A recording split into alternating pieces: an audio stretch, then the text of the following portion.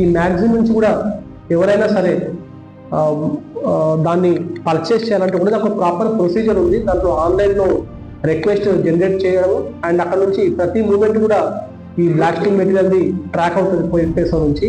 కానీ కొంతమంది కొంత డబ్బు ఈజీగా జనరేట్ చేసే ఉద్దేశంతో దీన్ని ఇల్లీగల్గా మిగతా వాళ్ళకి అమ్మడము, దాన్ని ప్రాపర్గా ప్రికాషన్స్ లేకుండా దాన్ని వాడితే ప్రాణ నష్టం అండ్ ఆస్తి నష్టం జరిగే అవకాశం కూడా ఉంది. కాబట్టి దీని గురించి ప్రతి ఒక్కరు రిక్వెస్ట్ చేస్తున్నాము. Explosives and explosive substance act చాలా స్ట్రింజెంట్ యాక్ట్ నుంచి, కానీ వీటి వల్ల మన డెత్ని జరగకుండా మనము కాపాడే ప్రయత్నం చేద్దాము. ఈ డేటా మనకి బైఫర్కేషన్ లేదు దీనివల్ల ఎంతమంది అయిందని చెప్పేసి.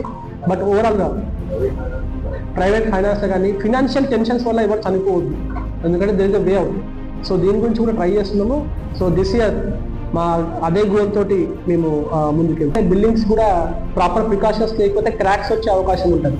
అండ్ అవి బ్లాస్ట్ అయినప్పుడు ప్రాపర్ ప్రికాషన్స్ తీసుకోకపోతే అవి స్టోన్ పెల్లెట్స్ కానీ ఎగిరిపోయి ఎవరికైనా తగిలి కూడా మనకు చనిపోయే అవకాశం ఉంటుంది. మనకి ఎల్లారెడ్డిలో ఐ థింక్ 6 months బ్యాక్ ఒకటి జరిగింది.